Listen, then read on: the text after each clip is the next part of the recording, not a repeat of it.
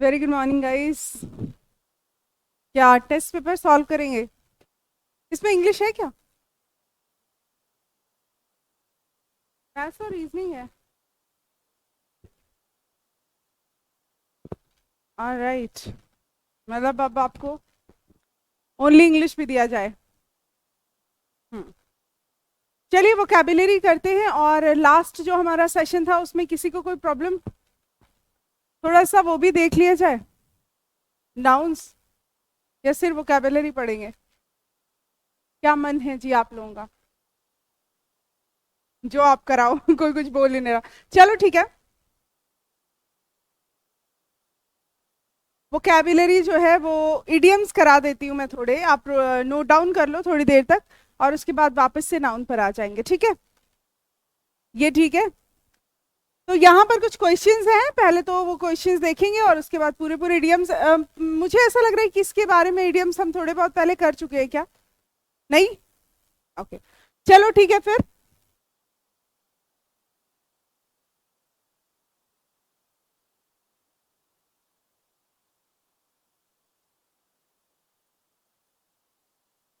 ये पहला इडियम है, with open arms. With open arms का क्या मतलब होता है बताना, अगर पहले ये हो गया। With open arms. Warmly. Are you sure? अच्छा। अच्छा। एक एक और है, एक और है। एक तो हो गया विद ओपन आर्म्स। एक इडियम है कोल्ड रिसेप्शन। वो इसके लिए मैंने ऑप्शंस नहीं दिए हैं, कोल्ड रिसेप्शन। तो अब यहाँ पे फर्क ये है, विद ओपन आर्म्स का मतलब होता है वार्मली, खुले दिल से स्वागत करना। आप लोगों ने सही बताया, ए ऑप्शन जो है, तहे दिल से स्वागत करना, ठीक है, स्वागत करना। और कोल्ड रिसेप्शन, कोल्ड रिसेप्शन का मतलब होता है ठंडा स्वागत। मतलब स्वागत अच्छे से स्वागत ना करना। ठीक है, इंसल्ट तो नहीं करना, अभी बता रही हूँ। अच्छे से स्वागत ना करना,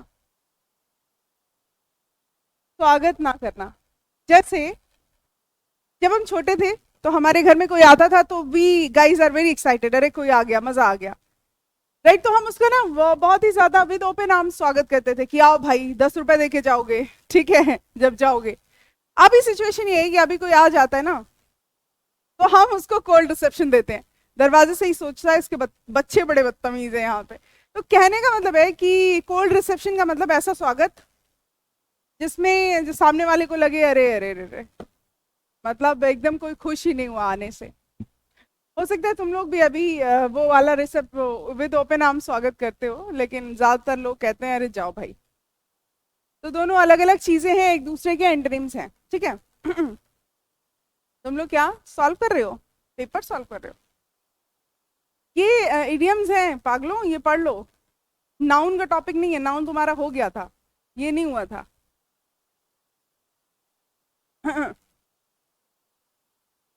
अच्छा, दूसरा वर्ड है बाय लीप एंड बाउंस। सोच के बताओ क्या होगा आंसर।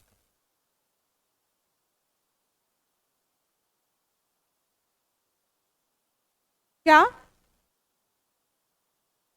इसका हिंदी? एडी से छोटी? तुम कुछ और बता रहे हो? वही तो मैं बता रही हूँ, एडी छोटी का जोर लगाना। है? सुना ही नहीं दे रही तुम्हारी आवाज मुझे, थोड़ा तेज बोलो क्या।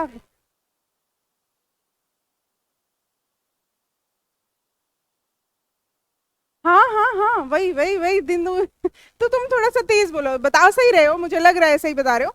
लेकिन हाँ, दिन दूनी रात चौगनी का मतलब वेरी फास्ट। वही और सी बता रहे हो ना, हाँ। तो बाई लीप एंड बाउंस जो है, ये दो तरीके से देखो। एक तो मैंने कहा, जब आप किसी कार्य में अपना 100% दे देते हो, जैसे आपको आपका एग्जाम है 4 दिन बाद, और अभी आपको जो आवर्स मिले हैं उसमें आप सो भी नहीं रहे हो, खा भी नहीं रहे हो, एक जगह बैठे बैठे पढ़ रहे हो, घूम रहे हो तो भी पढ़ रहे हो, वॉशरूम जा रहे हो तो भी बुक लेके जा रहे हो। तो इसका मतलब है you are doing it by leap and bounds, आप ये सारी चीजें जो है वो काफी तेज कर रहे हो, वेरी फास्ट। ठीक है। और हाँ, दिन दूनी रात चौगुनी, ये भी सही है। और एडी चोटी का जोर लगाना ये भी सही है। तो अगर हिंदी में लिखना है तो दोनों में से कोई भी लिख सकते हैं। और इसकी हिंदी होती है बहुत तेज, तेजी से, रैपिडली, ठीक है, तेजी से। अच्छा, ऐसा होता है कि हिंदी के जो इडियम्स हैं उनको अगर इंग्लिश में हम लिखते हैं तो बिल्कुल अलग हो जाते हैं, मतलब ऐसा लगता है कि ये क्या था। अच्छा, ये हम कॉन्वर्सेशन में भी यूज कर सकते हैं। अच्छा, आपने ये काम बाई लीप एंड बाउंड कर डाला, बट वी डोंट यूज, सामने वाला समझ नहीं पाएगा, क्या फायदा, है ना। वी डोंट यूज, सामने वाला हंस भी सकता है। अच्छा लिखो, तुम लोगों को इसमें लिखने की इतनी जरूरत है, बस बस ये और ये और ये, मतलब जल्दी जल्दी लिख लिया करो। मैं बढ़ रही हूँ आगे, शैल आई, लिखो लिखो। तुम्हारे पास पेन पेपर नहीं है? हाँ, तुम्हारे पास ही। स्कूल से भाग के आए हो क्या? आज स्कूल जाने वाले थे? ऐसा लग रहा है स्कूल यूनिफॉर्म में बैठा हुआ है और स्कूल से भाग के आया है। क्या? अरे तो एक पेपर ले ले, फिर घर जाके लिख लेंगे। फोन से लिख लोगे? कल मैं चेक करूंगी। इतना पिटोगे ना, मेरे कल का मतलब समझ रहे हो, मंडे को। और मंडे को मैं पक्का चेक करूंगी। अरे इस बार मैं मंडे को क्लास ले लूंगी और बता दूं। लिखो लिखो लिखो लिखो। ये सारे नोट्स देखो, अब मैं एक बात बताती हूँ, अगर अभी आपके पास नोट्स नहीं भी हैं, टेक अ पेपर, उस पे सारी चीजें नोट कर लो और चलते फिरते याद कर लेना, ठीक है। इसमें कोई मतलब वो बात नहीं है दिक्कत वाली, और अगर नहीं भी नोट करोगे तो भी चल जाएगा काम। तो कहने का मतलब है कि लापरवाही मत करोगे, इस क्या कर रहे हो, बड़े बच्चे हो। हाँ, लाइन शेयर कौन सा शेयर होता है? किसने बताया? हाँ, लाइन का मतलब शेर, अब शेर का भाग तो बड़ा ही होगा भाई, ठीक है, तो लिंक कर लोगे तो यहां पर हो जाएगा मेजर शेयर। अब जैसे तुम लोगों के दोस्तों ने चोरी कर ली, तुम लोग कह रहे हो एक ने ज्यादा एफर्ट डाला, उसने कहा मेरे को तो भाई लाइन शेयर चाहिए क्योंकि मैंने सारा 100% अपना दिया है। तो इसका मतलब होता है बड़ा भाग, किसी भी चीज का बड़ा भाग जो होगा that would be called line share. दूसरा है to cry wolf. Cry wolf बोलो या टू क्राई वुल्फ बोलो, सोचो।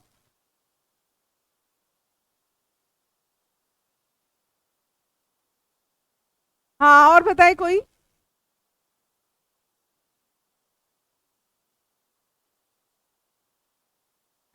अच्छा, इस पे मैं आपको लिंक कराती हूँ, बचपन में जो भेड़िया आया वाली कहानी पढ़ी थी ना, ये उसी से बना हुआ इडियम है। भेड़िया आया मतलब जब कहते थे ना, तो हाँ, एक दिन सच में आ जाता था। तो रोज रोज भेड़िया आया कहेंगे तो आदमी सोचा, आदमी आपके पास अलर्ट हो जाएगा। तो टू गिव फॉल्स अलार्म मतलब गलत सूचना देना, इसका मतलब होता है गलत सूचना देना, wrong information, that would be incorrect या रॉन्ग इंफॉर्मेशन देना। अब मैंने आपसे कहा कल टेस्ट है, आप पढ़ के आ गए, मैंने टेस्ट नहीं लिया। फिर दूसरे दिन कहा मैंने अच्छा कल लूंगी, दूसरे दिन फिर पढ़ के आ गए, फिर मैंने टेस्ट नहीं लिया। फिर मैं ऐसे ही करती रही, फिर मैंने कहा चलो मंडे को टेस्ट। आपने कहा अरे मैम तो ऐसे कहते रहते, और मैंने सच में टेस्ट ले लिया। आप लोगों की बैंड बज गई। तो कहने का मतलब है कि आई केप्ट गिविंग यू, या I kept crying wolf, I kept giving you false alarm, और आप लोगों ने उस पर ध्यान नहीं दिया और अचानक से वो सच में हो गया वैसा। स्टोरी तो याद आई होगी सबको। इंडिया है एक स्टोरी, पूरी दुनिया में, पूरे मतलब इंडिया में फैली रहती है। अगर मैं साउथ को स्टूडेंट्स को भी पढ़ाऊं तो भी उन्होंने सुनी होगी ये वाली स्टोरी। हो गया, लिख लिया क्विकली? नहीं लिखा? ओके, अब तो तुम लोग कह ही दोगे तुरंत। बैग एंड बैगेज क्या होता है? किसके साथ? और अच्छा, अपने सेंटेंस में कोई क्लास में बैग एंड बैगेज का यूज करके बताओ। कोई एक सेंटेंस बनाओ जिसमें बैग एंड बैगेज का यूज हो।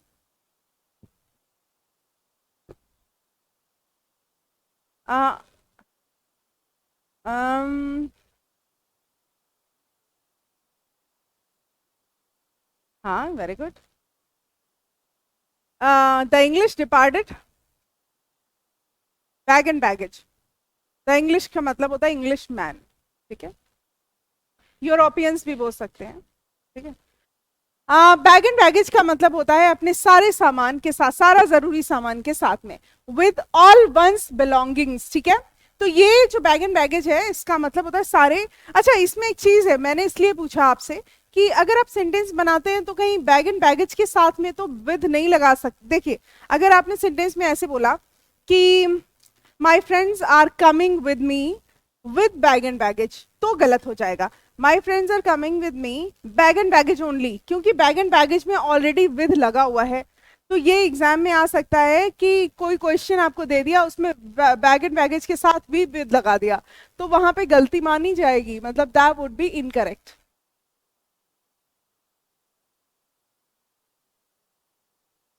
सारा सामान के साथ, मतलब सारे सामान के साथ, ये जरूरी सामान के साथ, बैग एंड बैगेज इतना ही है, लेकिन इसमें साथ ना कहीं जुड़ा हुआ है। नेक्स्ट है हमारा to end in smoke, smoke में ही मर जाना।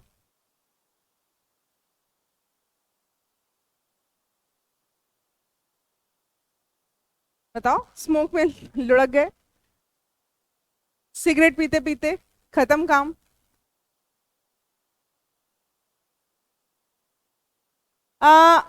To come to nothing, to gain importance, to praise oneself, या टू रीच टारगेट।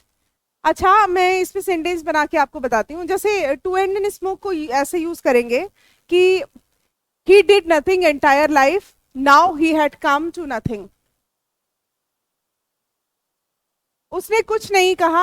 अच्छा, मैंने हिंदी में टू एंड इन स्मोक की जगह मैंने आंसर ही बता दिया। कम टू नथिंग का मतलब है कुछ भी हाथ ना लगना, और तुम लोग बड़े होशियार हो। ए ऑप्शन जो है वो सही है। टू एंड इन स्मोक का मतलब होता है कुछ भी हाथ ना आना, ठीक है। जैसे कुछ लोग होते हैं वो एफर्ट्स नहीं लगाते हैं और at the end of the day उनके हाथ में कुछ नहीं होता, तो यू आप कह सकते हैं कि you are the one who ended in smoke, कुछ भी हाथ ना लगना।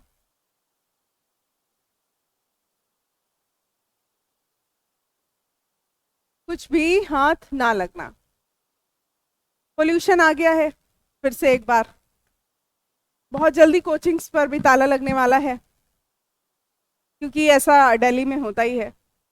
यहाँ के लोग पोल्यूशन से मतलब ज्यादा वो होते हैं।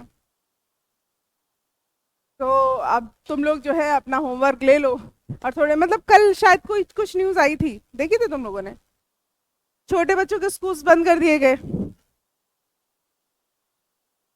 हाँ हाँ, 8 क्लास तक जब बंद होते हैं ना, तो उसके थोड़े दिनों बाद ना थोड़े बड़े वालों पर भी आता है। अब उनके ऊपर भी आएगा थोड़ा सा, मतलब फिर हम लोगों को भी पोल्यूशन परेशान करेगा, फिर हम लोगों की कोचिंग्स भी बंद होंगे। तो ये सारी चीजें दिल्ली में आती रहती हैं। दिल्ली में होने का ये एक नुकसान जरूर है कि यहाँ के लोगों को पता नहीं इतना ज्यादा हेल्दी क्यों रखा जाता है। It's okay. चलो, एट आर्म्स लेंथ का मतलब सबको पता है। एट आर्म्स लेंथ का मतलब थोड़ी दूरी पर रहना, ठीक है। एट आर्म्स लेंथ का मतलब दूरी पर रहना, हाथ भर की दूरी पर। जैसे आपने कहा कि देख तू ना मेरे से थोड़ा दूर रहना, सो इसको इंग्लिश में कहेंगे you should stay away at arms length, otherwise I will kick you. ठीक है। एट आर्म्स लेंथ का मतलब एक हाथ की दूरी, या दूरी पर, दूरी पर इज द राइट वर्ड, दूरी पर रहना। और इसके लिए राइट ऑप्शन है एट अ डिस्टेंस। तो लिखो एट आर्म्स लेंथ, और आंसर में लिखो एट अ डिस्टेंस, और हिंदी में लिखो दूरी पर, क्विकली।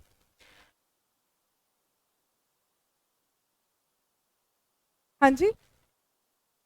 यहाँ गेट रिड ऑफ का मतलब छुटकारा पाना, बट क्वेश्चन ये है कि इन ऑप्शंस में किसको चूज करोगे। हिंदी तो बहुत सारी बातों की तुम्हें पता है, लेकिन इडियम्स में कौन सा ऑप्शन राइट होगा ये बताना है। Exactly exactly. अब इसमें देखो, इनवाइट तो कर नहीं सकते छुटकारा पाने के लिए, कर सकते हो क्या? तो ऑब्वियसली वाला ऑप्शन नहीं होगा ना। अटेंड ऑन ओकेजन, अभी छुटकारा पाने के लिए ओकेजन पर किसी को अटेंड करने का क्या मतलब है? To begin to do something, ये भी नहीं है, तो ये ऑप्शंस हम हटाएंगे, फिर उसके बाद में जो बच जाएगा डिस्पोज ऑफ, वो लगा देंगे। तो गेट रिड ऑफ का मतलब होता है छुटकारा पाना। ओके, प्रैक्टिस सेट्स जो है कर रहे हो क्या तुम लोग? नहीं कर रहे हो? तुम लोग को पेपर फॉर्म में ही दिया जाए चीजें, तभी मजा आएगा, है ना।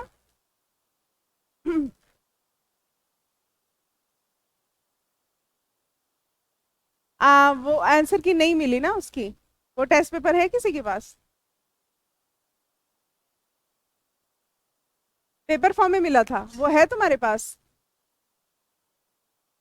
किसने, मैंने? अच्छा चलो ठीक है, मैं उसको दोबारा से करा दूंगी। वो पेपर अगर है किसी के पास तो दे देना मेरे को, मैं क्लास में उसका डिस्कशन करा दूंगी। तुम लोगों ने किया था क्या वो? नेक्स्ट वर्ड है टाई द नॉट।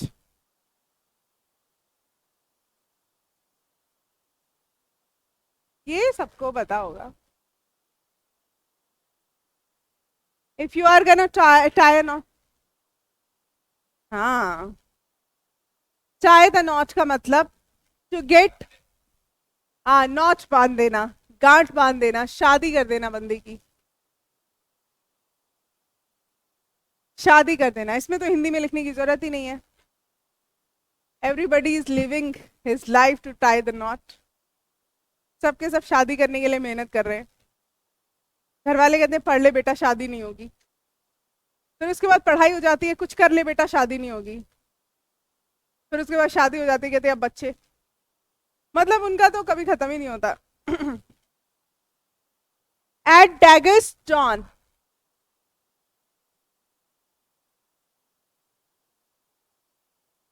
हाँ डैगर का मतलब कटार। अच्छा तुम्हें सारे आते हैं तो अब लिखने की तो जरूरत नहीं है, तुम लोग राइट आंसर दे रहे हो आज। वैसे इधर भी काफी लड़कियां काफी सिंसियर बैठी हुई हैं, मतलब all the girls are sincere here. Good good, doing great. At डैगस्ट्रॉन का मतलब होता है नफरत में, मतलब किसी से नफरत करना। एट एनमिटी मतलब ये होती है शत्रुता की स्थिति, शत्रुता की स्थिति। एट एनमिटी, ठीक है। If you are at daggers drawn that means the situation is getting full of enmity. लिख लिया?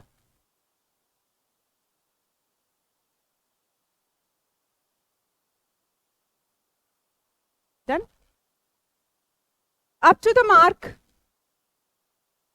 अप टू द मार्क, ये तो समझ सकते हो। मैंने कहा कि आपकी performance, now your performance is up to the mark. कैसी है परफॉर्मेंस?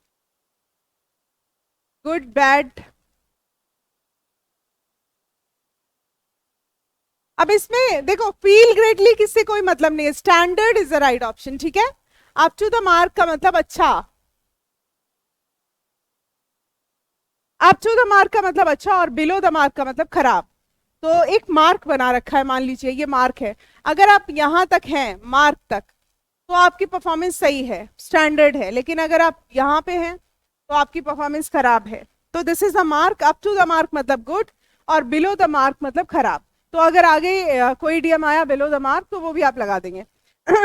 नेक्स्ट है लीन एंड मीन। इसमें दिमाग लगाओ। मैंने कहा चलो इसमें भी मैं एग्जाम्पल दे देती हूँ आपके लिए, सी होगा। अच्छा, पहला ऑप्शन है टू डिस्ट्रॉय समथिंग, कुछ बर्बाद कर देना। टू क्रिएट समथिंग, कुछ बना देना। एफिशिएंट एंड सक्सेसफुल, एफिशिएंट और सक्सेसफुल हो जाना। या फिर नॉट अफ्रेड डेंजरस सिचुएशन, खराब खतरनाक सिचुएशन से डरना नहीं। तो अब मैंने एक सेंटेंस बनाया, मैंने कहा कि everybody wants to be lean and mean. C option is correct, ठीक है। एफिशिएंट एंड सक्सेसफुल, लीन है काफी और मीन है, हर चीज का मीनिंग निकाल रहा है लीन होकर के। तो वो पर्सन काफी एफिशिएंट है, काफी सक्सेसफुल है, मतलब पर्याप्त सफलता है, मतलब सफल है वो। सफल व्यक्तित्व के लिए क्या हुआ? सफल व्यक्तित्व के लिए we can use that word lean and mean.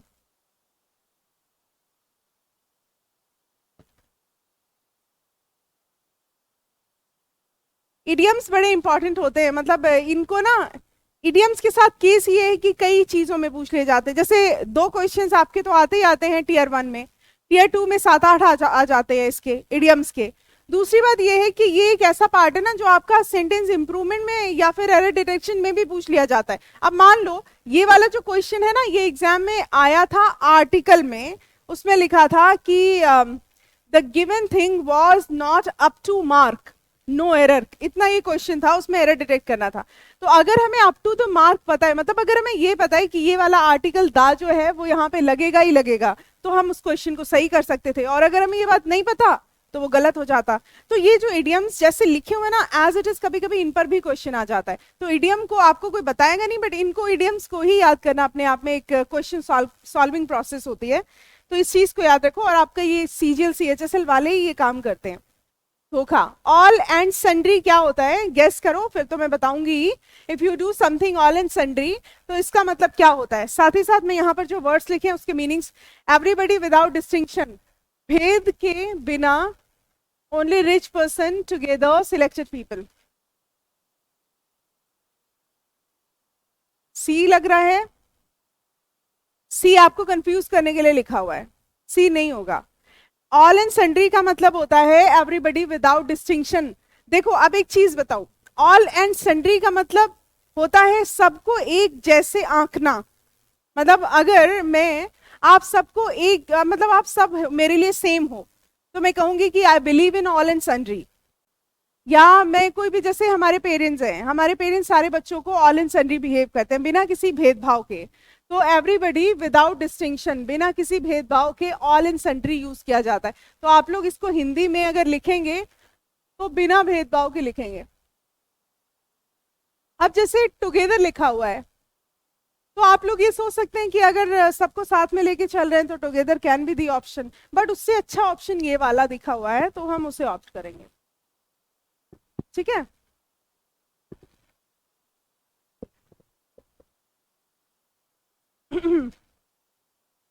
चलते फिरते इंग्लिश की क्लास में।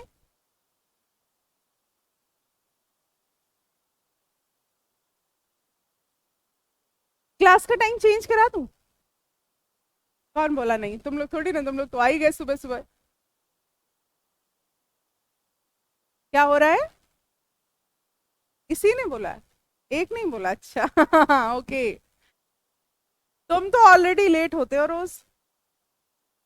नहीं मतलब I am serious in that matter कि टाइम चेंज हो सकता है। आई हैव सम टाइम कि मैं 9:30 से 11 ले लूं क्लास।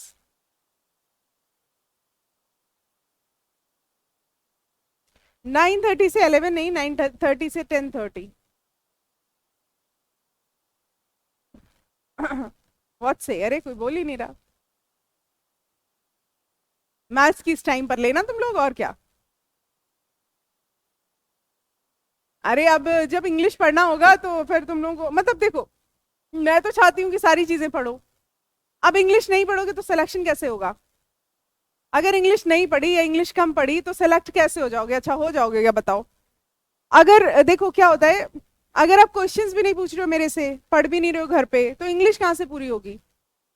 फिर आप ढूंढोगे ऑनलाइन कोई ट्यूटर, फिर आप ऑनलाइन ढूंढ करके, ऑफलाइन में जो बंदा सामने है उससे पढ़ नहीं पा रहे हो क्योंकि पढ़ ही नहीं रहे हो, फिर ऑनलाइन ऑफलाइन में जाओगे, कहे अच्छा ये टीचर बढ़िया, इससे पढ़ लेते हैं, फिर उसके पास मारे मारे घूमोगे। तो बहुत प्रॉब्लम्स हैं। ऑनलाइन भी कोई बहुत मतलब, जब तक आप यूज टू नहीं हो जाते ऑनलाइन के, तब तक मजा नहीं आता। अच्छा, कॉक एंड बुल स्टोरी कैसी स्टोरी होती है?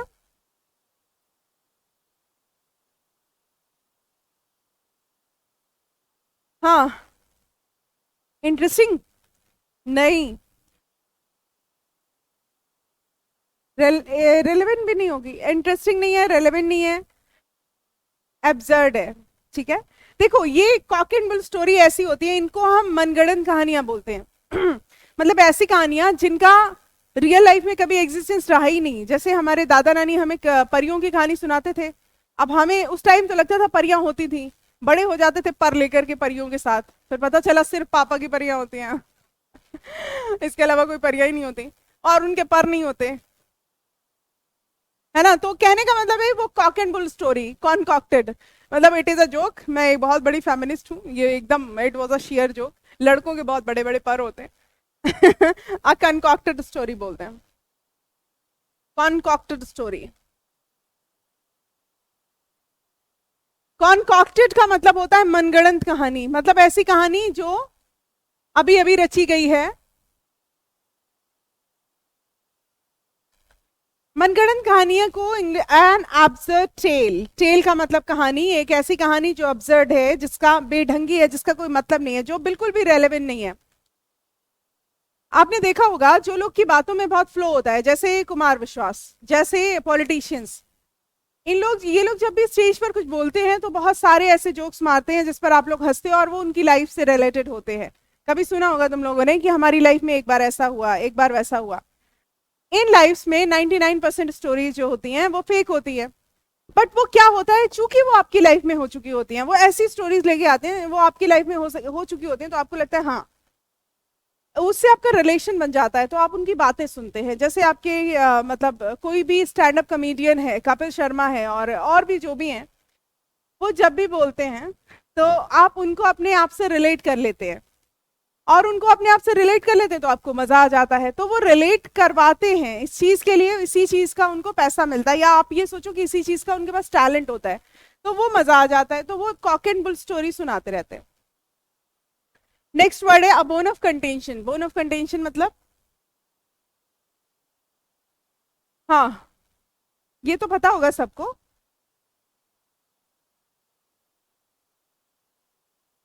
Bone of contention, an apple of discard,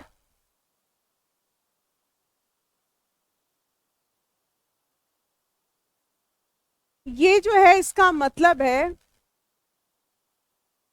इसका मतलब है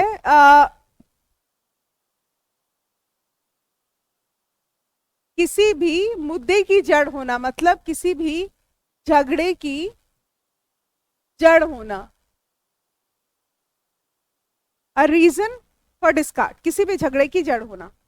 अ बोन ऑफ कंटेंशन, कोई भी चीज हो सकती है किसी भी क्लास में।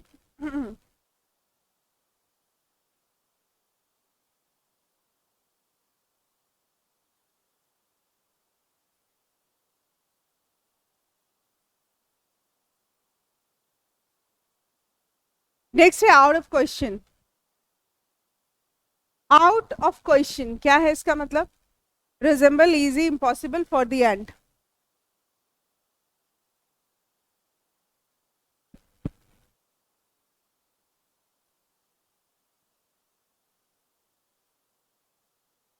मैंने कहा कि आपके लिए पूरी इंग्लिश पढ़ना is not out of question.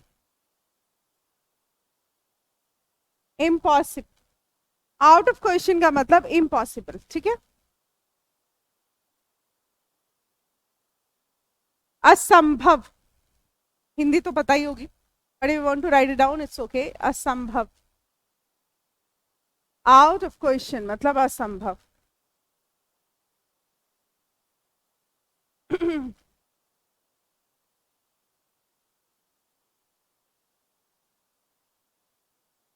लिख लिया? Okay. A hard nut to crack, a hard nut to crack. हाँ, अब इसको देखते ही पता चल जाएगा कि the thing that is very difficult. Hard nut to crack का मतलब बहुत ही मुश्किल चीज, a very difficult problem. A hard nut to crack, a difficult problem, एक मुश्किल चीज। जैसे आपने कहा अरे ये तो समझ ही नहीं आ रहा, कोई क्वेश्चन आपसे मैथ्स में हो नहीं रहा, आप कह रहे हैं it is completely a hard nut to crack, ये मुश्किल भरा क्वेश्चन है, it is a difficult problem.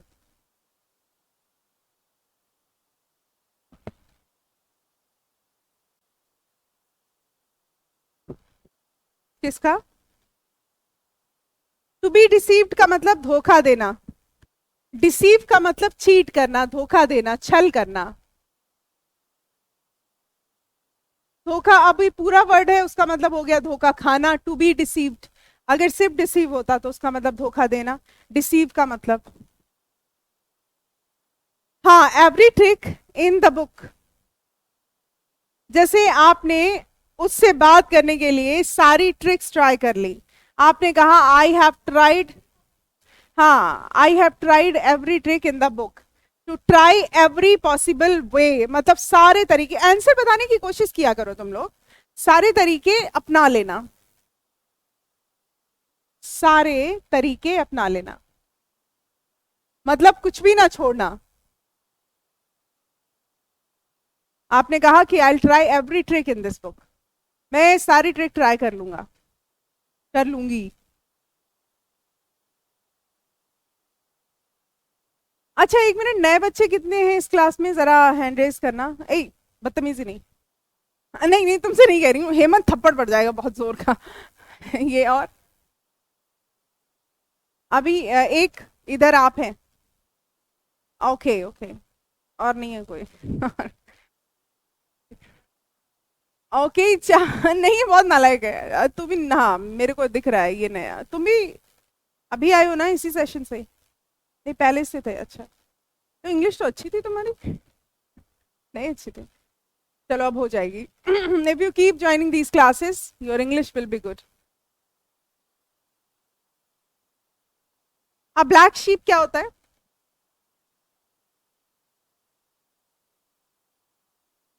हमारा स्ट्रेंजर हमारा होता है। स्काउंड्रल, स्काउंड्रल होता है। अब देखो इसमें ब्लैक शीप का मतलब होता है बदतमीज इंसान। हमारा भी बोल सकते हैं, हाँ। कोई भी पर्सन अगर ब्लैक शीप है, काला शीप, तो इसका मतलब ये स्काउंड्रल है, बदतमीज है, नालायक है। C option is correct. Next है टर्न कोट। टर्न कोट क्या है? कोट को टर्न कर देना, कभी इधर पहनना कभी उधर पहनना, सोच के बताओ।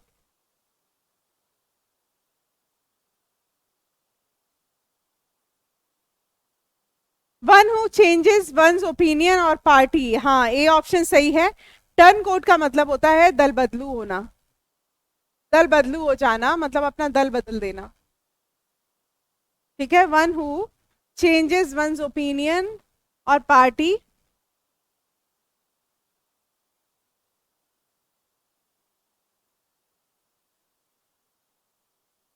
अभी ऑप्शंस भी तो बड़े बेकार बेकार है। वेट कोट कहाँ हो सकता है? अ पुअर मैन, मैन और प्रिंसिपल, ये सब नहीं हो सकते ना। तो ए ऑप्शन इज करेक्ट।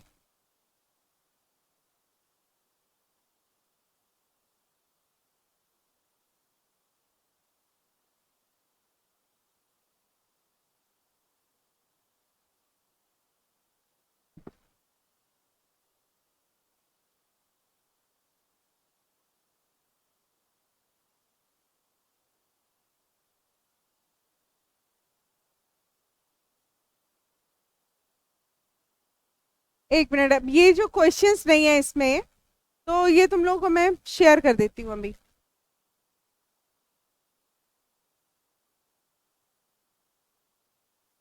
ये जितने भी वर्ड्स हैं ये तुम लोग को पढ़ के आने हैं, क्योंकि लेटर सी तक हैं, ये वाले लिख लो।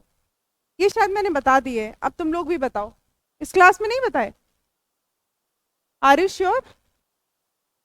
चलो ठीक है। ब्राउन स्टडी का मतलब होता है, लिख लो ये सारे लिख लो और इनके मीनिंग्स लिख लो। ब्राउन स्टडी, इसका मतलब होता है दिन में सपने देखना, डे ड्रीमिंग। जब भी आप ब्राउन स्टडी करते हो, ऐसे तो स्टडी वाइट करते हो, अक्सर वाइट पेपर होता है, लेकिन ब्राउन स्टडी का मतलब होता है दिन में सपने देखना, डे ड्रीम।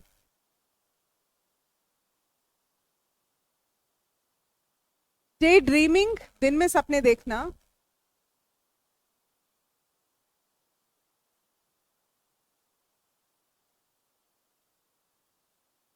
नेक्स्ट है bank on.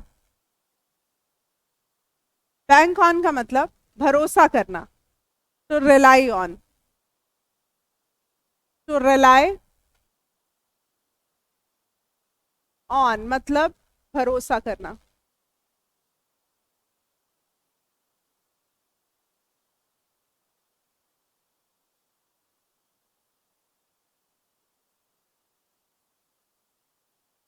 Blaze the trail, blaze the trail का मतलब नहीं, ब्लेज द ट्रेल का मतलब कुछ नया काम शुरू करना, to start a movement, to start doing something new, to start doing something new.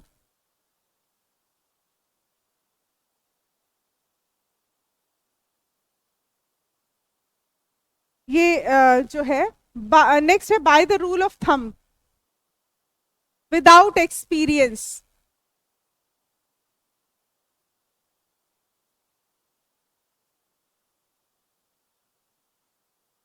Without experience. Big draw, big draw का मतलब होता है एक बड़ा अट्रैक्शन, ह्यूज अट्रैक्शन।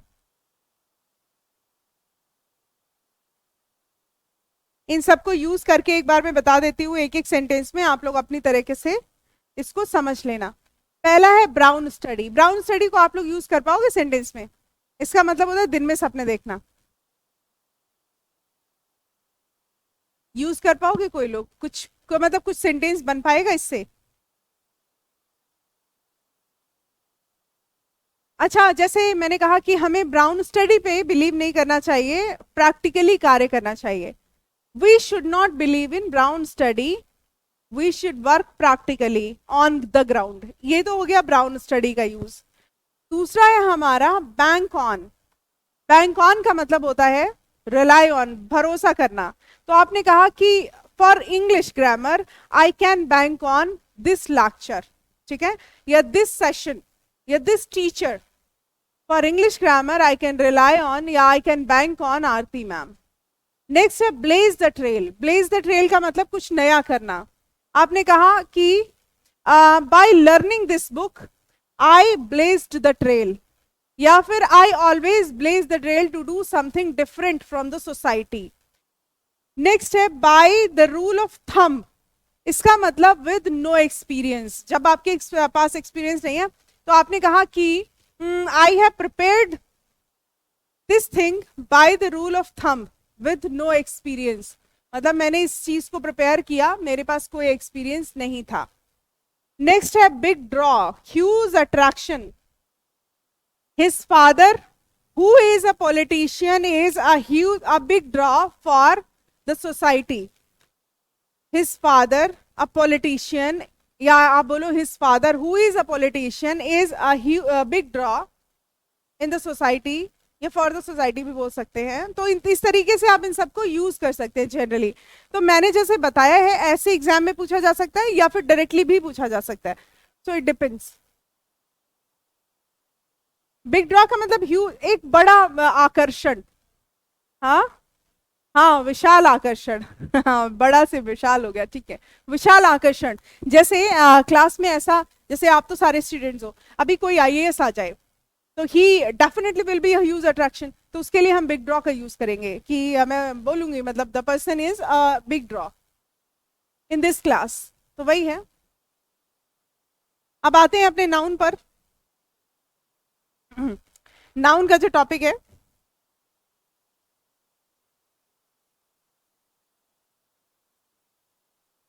अरे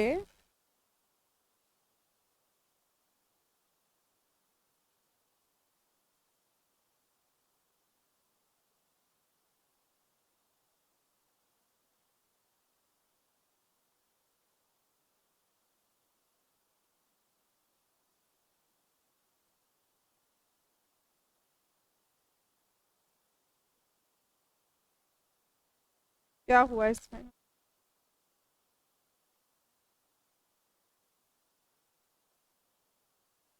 कुछ प्रॉब्लम हो गई क्या?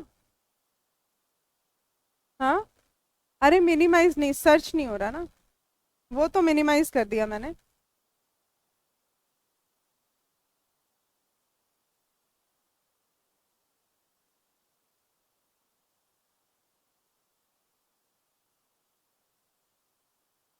हाँ, कभी कभी प्रॉब्लम हो जाती है क्या इसमें?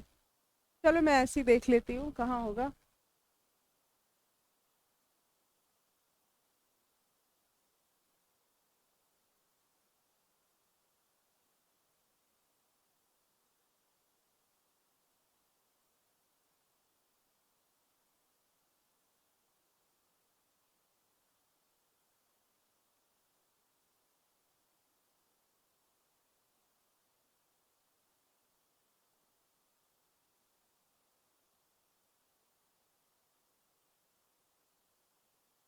हो नहीं रहा सर्च।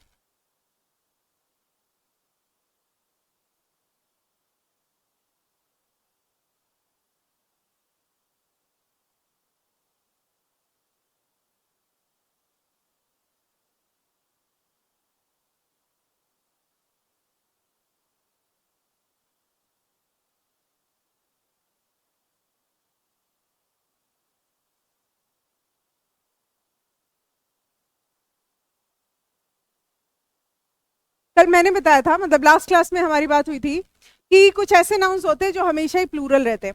अभी ये प्लूरल है, यहीं पे हमने एंड किया था। ये प्लूरल है तो उनके साथ वर्ब भी प्लूरल आएगी सबके साथ। तो ये जब भी आएंगे किसी भी सेंटेंस में तो वर्ब प्लूरल लेके आएंगे, जब तक इनके पहले अ पेयर ऑफ ना लिखा हो। तो सारे केसेस में इनके साथ वर्ब ही प्लूरल ही आएगी। और मतलब जब इसके अलावा द हिमालयाज है, द एल्प्स है, द हाईलैंड्स है, ये भी सब प्लूरल प्रॉपर नाउन्स हैं। ठीक है, तो अब मैं इनसे क्वेश्चंस पूछूंगी। लास्ट क्लास में नोट कर लिए होगे ना सारे, आपने नोट कर लिए थे एवरीबडी? तो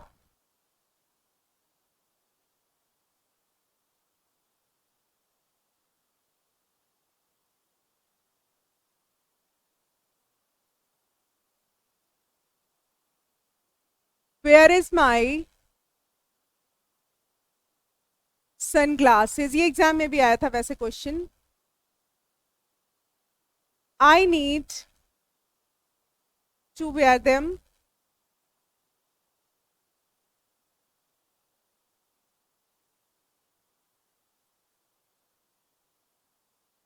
the alms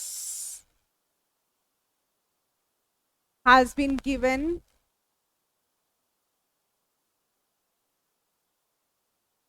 to the beggars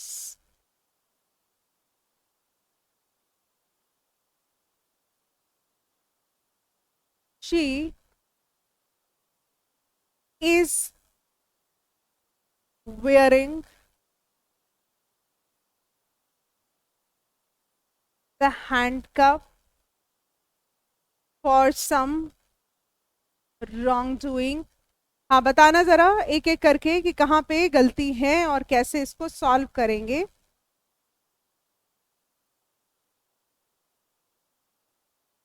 पहला question number 1, did you get it? चलो मैं इसको ना वो कर देती हूँ, part A, part B, part C, और डी भी है यहाँ पर। डी कह रहा है, अगर आप डी बोलेंगे तो मैं समझ जाऊंगी कि बता रहे हैं कि no error.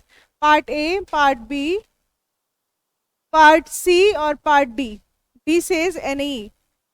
Part A, part B, part C और part D says any. Question number 1 से शुरू करो, क्या गलती है? आर आएगा डेफिनेटली। क्यों? क्योंकि सनग्लासेस प्लूरल है, और अगर ये प्लूरल है तो इसके लिए हमेशा वर्ब यहां से डिफाइंड होगी, तो वेयर आर हो जाएगा। ठीक है, ए पार्ट में एरर था। दूसरा, एल्म्स अगर लगा है तो यहां पर हैज नहीं आएगा, हैव आएगा। हैज सिंगुलर होता है। हैंड कप्स, हैंड कप नहीं होगा, बी पार्ट में एरर है, हैंड कप्स होता है।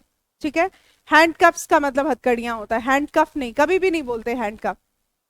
ग्लव्स, हैंड कफ्स, जनरली इनका पेयर लेते हैं हम, मतलब कभी अब जैसे पैंट्स, पायजामाज, ये सारी चीजें, बाइनोक्यूलर्स, तो इनके भी ना 2 पार्ट्स होते हैं, हम इनको अलग अलग नहीं कर सकते। अच्छा, आप जैसे सनग्लासेस के लिए आप एक चीज और देखें, यहां पर मैंने लिखा I need to wear them. Exam में यहाँ पे भी क्वेश्चन पूछा जा सकता है, हो सकता है वहां पे सही लिख दे, हो सकता है वहां ऐसे लिख दे कि where are my sunglasses, I need to wear it. तो ये इट भी नहीं हो सकता, क्योंकि वो प्लूरल है तो देम ही होगा। ये भी आपको याद रखना है।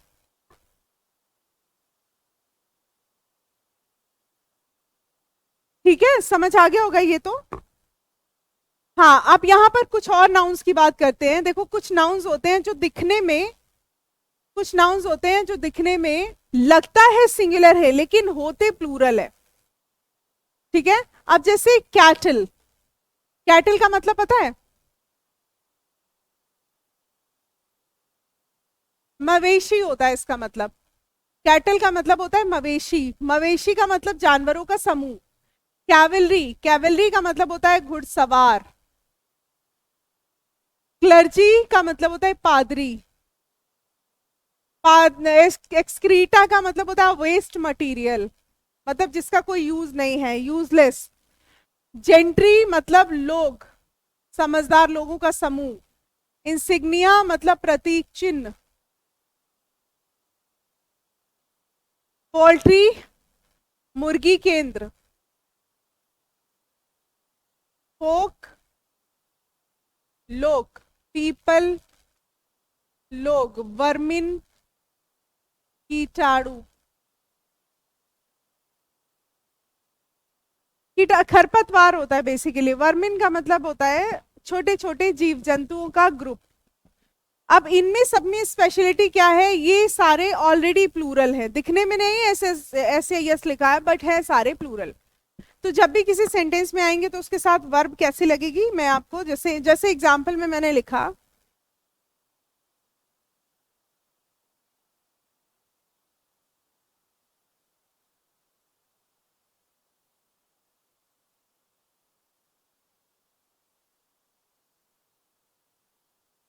क्या ये सेंटेंस सही है?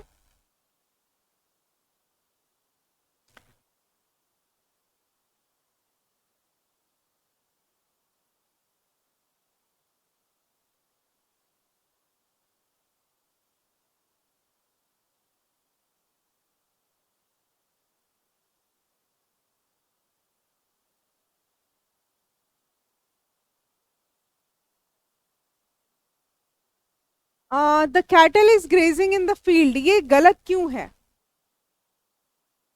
क्योंकि ये जो हमारा नाउन है, देखो हमें पूरे के पूरे टॉपिक में करना ही यही है कि हमें नाउन के अकॉर्डिंग वर्ब लगानी है। कुल मिला के ये पार्ट हमारा कहीं ना कहीं सब्जेक्ट वर्ब अग्रीमेंट का भी बन जाता है। तो हमारा जो द कैटल नाउन है ये प्लूरल नाउन है, तो अगर ये प्लूरल है तो इसके साथ हम क्या लगाएंगे, आर ही लगाएंगे। ठीक है, द कैटल आर, इज नहीं हो सकता क्योंकि इज सिंगुलर है। अच्छा एक और चीज नहीं हो सकती, हम कैटल का कैटल्स भी नहीं कर सकते क्योंकि ऑलरेडी प्लूरल है, वी कैन नॉट से कैटल्स। अच्छा क्वेश्चन नंबर 2 में क्या गलती है? यस जब ये प्लूरल है ऑलरेडी तो इसमें ए नहीं आएगा, सिर्फ और सिर्फ क्लर्जी लिखो या फिर द क्लर्जी लिखो। ठीक है, बच्चे समझदार हो रहे हैं, चीजों को समझने लग गए। That is nice. Okay so the clergy came to, अच्छा एक चीज और है, अब यहां पर केम लिखा हुआ है, केम होती है वर्ब की सेकेंड फॉर्म। इसका हमें चाहे आपका सब्जेक्ट सिंगुलर हो या प्लूरल हो, इस पे हमें कोई फर्क पड़ता ही नहीं है। ठीक है ना, ये क्लियर है कि वर्ब का कोई भी फॉर्म लगा दो कोई फर्क नहीं पड़ता। मतलब कोई भी मतलब सिंगुलर वर्ब ले लो या प्लूरल ले लो, हमारा वर्ब का सेकेंड फॉर्म जो है that will remain the same. हाँ तो ये सारी चीजों को आपको याद रखना है, कहीं कहीं ये आ जाती हैं फिर आप कंफ्यूज हो जाते हो, इसे नोट डाउन करो फिर हम क्वेश्चंस पर आते हैं।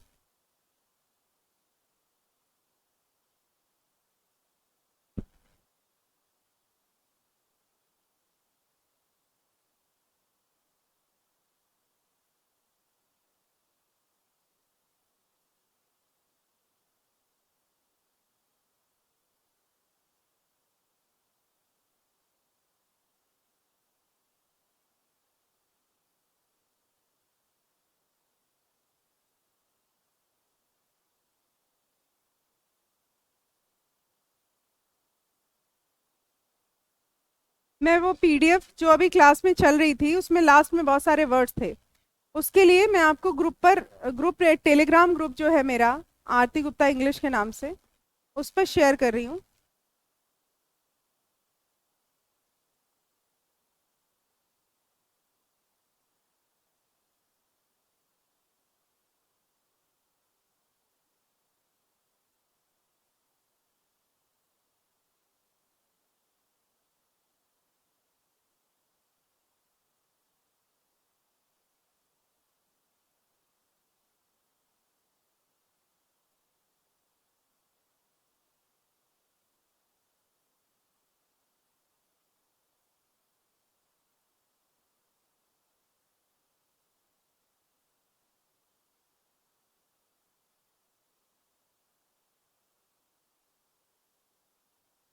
हो गया डन एवरीवन? हाँ पीछे वाले रिटर्न वाला चला गया, पॉइंट नोट कर लो। जब तक मैंने आपकी तरफ देखा कि आप ऐसे ऐसे कर रहे हैं तब तक वो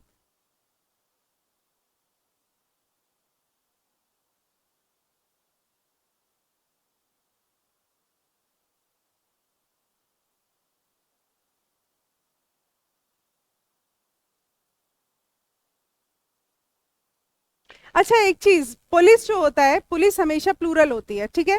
तो पुलिस इज कमिंग नहीं कहते हैं, पुलिस आर कमिंग बोलते हैं।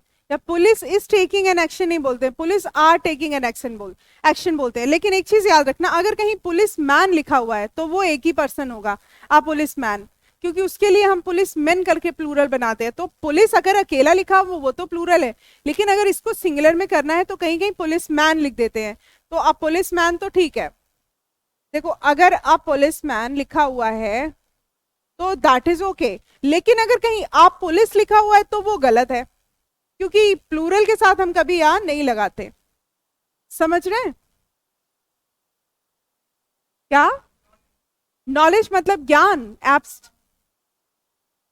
मतलब अच्छा, सिंगुलर और प्लूरल की बात कर रहे हैं। सिंगुलर नाउन है नॉलेज, वाटर भी सिंगुलर है। और मुझे लगा कि ये पूछ रहा है कि नाउन की कैटेगरी कौन सी है। नॉलेज जो है उसकी कैटेगरी एब्स्ट्रैक्ट है, वो भी मैं बता देती हूँ, एक कॉम्प्लीमेंट्री आंसर दे देती हूँ तुमको। वाटर जो है वो कौन सा नाउन है? मटीरियल नाउन है। मतलब ये मैंने पढ़ाया था, तुम आए नहीं होगे क्लास में, क्या पहले दिन है क्या तुम्हारा? आज डेमो लेने आए हो क्या? अरे वाह, क्या बात है, खुश हो गई मैं तुम्हें देख के। चलो, अब पुलिस मैन जो है, पुलिस मैन सिंगुलर हो गया और पुलिस जो है वो प्लूरल हो गया। अब जो प्लूरल है उसके पहले आर्टिकल ए लगेगा नहीं, ठीक है। अच्छा, वही लिखा हुआ है कि इसका प्लूरल नहीं बना सकते, यू कैन नॉट से कैटल्स, यू कैन नॉट से क्लर्जीज, ये सब गलत है। बता दो गलती भाई, कहां पे गलती है और पूरा एक्सप्लेन करके बताओ। कैटल्स नहीं आएगा है ना, बी पार्ट में एरर है और कैटल आएगा। If those cattle are yours, ये आया एसएससी में क्वेश्चन, सीजीएल का है। बताओ फटाफट। इस और आर में से आर आएगा क्योंकि फोक लिखा हुआ है। पोल्ट्री आर आएगा ऑब्वियसली, इसमें आर्टिकल ए नहीं आएगा। Very good, cattle are grazing हो जाएगा। क्वेश्चन नंबर 4 में अब सोच लो।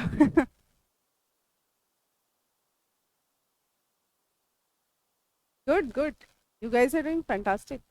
देखो क्या होता है कि वर्मिन के बारे में हमें पता है कि ये प्लूरल नाउन है, सबको पता है ना ये बात। और प्लूरल नाउन तो है, अब इसमें ये वर्ब लगी हुई है, वर्ब का प्लूरल फॉर्म हमेशा फर्स्ट फॉर्म होता है, ठीक है, हमेशा प्लूरल फॉर्म फर्स्ट फॉर्म होता है। तो कैरीज नहीं होगा, कैरी है फर्स्ट फॉर्म, तो कैरी हो जाएगा कि वर्मिन कैरी डिजीजेस। ये आपके 2-3 बार एक साथ पूछ लिया गया, मतलब ये 2017 में देखना, ये क्वेश्चन वहां से शुरू किया गया है और अभी तक ये 3-4 बार पूछ लिया जा चुका है सीजीएल की अगर हम बात करें। तो ये जो है ये अपने आप में एक महान बात है कि एक ही पे इतना क्वेश्चन आ रहे हैं। एक्चुअली ये नया इमर्ज हुआ, 2017 में पहली बार आया, फिर उसके बाद पता नहीं लोगों को मजा आ गया, हर एग्जाम में आया फिर वर्मिन।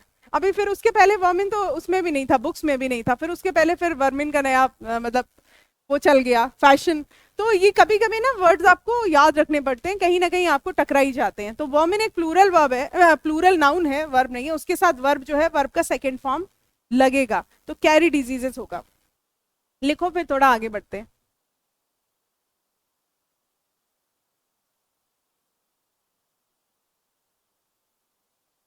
ये जो स्क्रीन है यहाँ पे कुछ नाउन्स लिखे हुए हैं, कौन कौन से नाउन्स लिखे हुए हैं? डजन है, ग्रॉस है, ग्रॉस है, डजन है, स्कोर है, 100 है, 1000 है, मिलियन, बिलियन, ये सब नाउन्स हैं, इनको हम न्यूमरल नाउन्स बोलते हैं। सुना होगा ये नाउन्स हैं, पता है ना?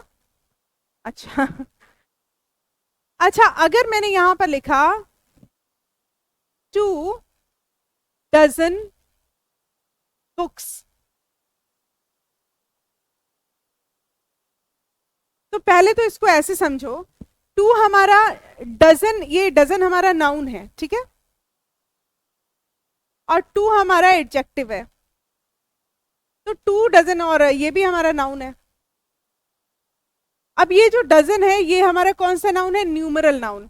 तो हमारा, मैं यहां पर ये बता रही हूं कि अगर 2, 3, 4 कुछ भी करें और अगर हम डेफिनेट नंबर लिखें तो कभी भी इस वाले नाउन को प्लूरल नहीं बनाएंगे। मतलब ये तो सही लिखा है लेकिन हम कभी ऐसे नहीं लिख सकते 2 डजन्स बुक्स। 2 डजन्स बुक्स अगर हमने लिख दिया तो हमारा मतलब बुक्स को अगर छोड़ दिया, अगर हमने 2 डजन्स लिख दिया तो गलत हो जाएगा।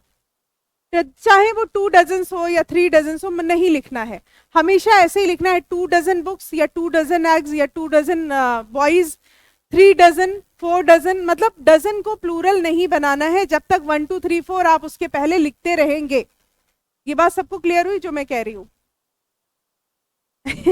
देखो, जैसे 1 दर्जन कोई भी चीज ले आओ, जैसे 1 दर्जन किताबें ले आओ तो उसको बोलते हैं अ डजन बुक्स।